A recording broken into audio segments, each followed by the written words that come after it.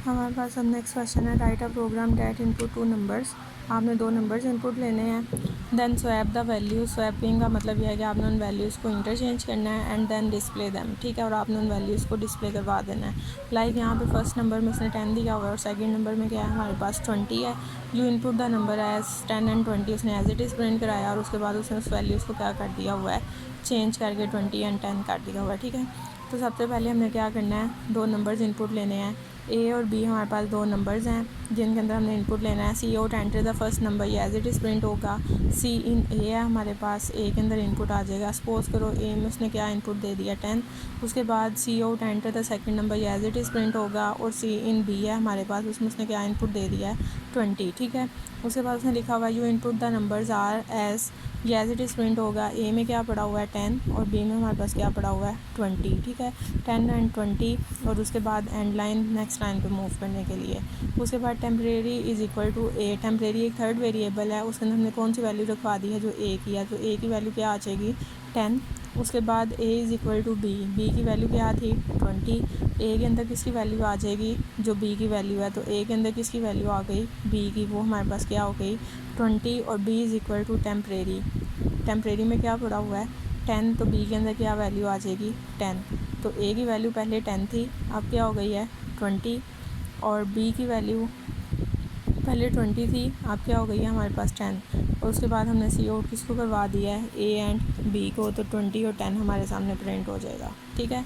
उसके बाद जी नेक्स्ट हमारे पास है, write a program that input 2 numbers. आपने 2 नंबर्स इनपुट करने हैं। Swap these value without using third variable, आपने इन वैल्यूज़ को स्वैप करना है लेकिन थर्ड वेरिएबल को यूज़ नहीं करना।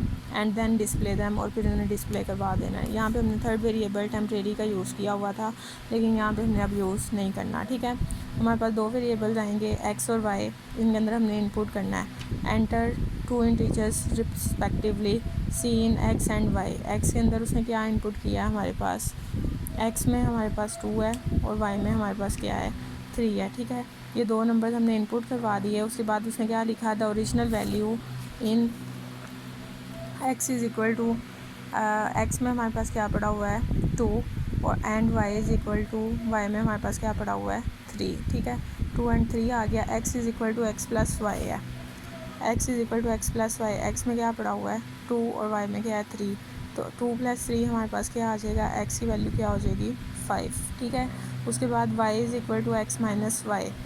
वाई में, वाई के अंदर क्या आ जाएगा x माइनस वाई। एक्स की वैल्यू क्या है 5, 5 माइनस 3, तो क्या आ जाएगा 2। अब y की वैल्यू 3 की बजाय क्या हो गई है 2 हो गई हुई है, ठीक है। और x is equal to x minus y है। अगेन वही लाइन है, x की वैल्यू क्या है 5, y की वैल्यू 3 थी, अब क्या हो गई हुई है 2, तो 5 माइनस 2, तो आपके पास इसमें क्या आ जाएगा 3। तो x की वैल्यू ना अब 2 है ना अब 5 है, वो क्या हो गई हुई है हमारे पास 3, ठीक है। समझ आ गई है। तो x, y की वैल्यू 2 हो गई और x की वैल्यू हमारे पास क्या हो गई है 3, तो दोनों वैल्यू स्वैप हो गई हुई हैं। तो आपने इसको क्या करना है, the swapped values in x, x की वैल्यू हमारे पास 3 है जबकि y की वैल्यू हमारे पास क्या हो गई हुई है 2, ठीक है। उसके बाद जी नेक्स्ट हमारे पास है, write a program that input the distance travelled. Distance travel आपने यूज़र से इनपुट लेना है and the speed of the vehicle. 2 चीज़ें इनपुट लेनी है कि उसने कितना डिस्टेंस ट्रैवल किया और दूसरा उसकी स्पीड क्या थी, ठीक है। It calculates the time required to reach the destination. आपने उसके लिए टाइम को कैलकुलेट करना है और उसको डिस्प्ले करवाना है। टाइम को कैलकुलेट करने का फार्मूला ये होगा कि उसने जितना डिस्टेंस ट्रैवल किया और जिस स्पीड के साथ ट्रैवल किया दोनों को डिवाइड कर दो, ठीक है। Distance divided by speed. तो हम 3 वेरिएबल्स इसमें यूज़ कर रहे हैं, डिस्टेंस, टाइम और स्पीड के नाम से। सबसे पहले हम यूज़र से इनपुट लेंगे डिस्टेंस के अंदर, enter the distance travelled in miles. आपने उसे डिस्टेंस जो है वो माइल्स के अंदर इनपुट में लेना है। सी इन डिस्टेंस, सपोज करो उसने डिस्टेंस जो है वो हमारे पास क्या दे दिया है 100। डिस्टेंस में हमारे पास क्या आ गया 100। उसके बाद उसने आगे क्या लिखा हुआ है, enter the speed of the vehicle. Speed को हमने एंटर करना है, सी इन स्पीड। स्पीड के अंदर उसने हमें दे दिया 10, ठीक है। डिस्टेंस में 100 है और स्पीड में हमारे पास क्या है 10। अब डिस्टेंस डिवाइडेड बाय स्पीड करो, 100 डिवाइडेड बाय 10, तो हमारे पास आंसर में क्या आएगा 10। तो time required to reach destination, हमें कितने घंटे चाहिए होंगे 10 घंटे, ठीक है। उसके बाद ये प्रिंट हो जाएगा। उसके बाद नेक्स्ट हमारे पास write a program that input base and height from the user. आपने दो चीज़ें यूज़र से इनपुट लेनी है। It calculate and display the area for triangle by using the formula, और आपने उसका एरिया कैलकुलेट करना है ट्राइंगल का। फार्मूला उसने बताया हुआ है, area is equal to 1/2 multiply base multiply height. ठीक है, तो बेस और हाइट इनपुट लेते हैं। सबसे पहले enter base as it is print होगा, सीन बेस को इनपुट ले लिया। बेस में उसने हमें क्या इनपुट कर दिया, 10.5। हाइट फिर हमने उससे यूज़र से कहा एंटर हाइट, हाइट में उसने क्या इनपुट कर दिया है 5.4। एरिया इज़ इक्वल टू 0.5, 1/2 को हमने क्या कर दिया 0.5 मल्टीप्लाई बेस मल्टीप्लाई हाइट।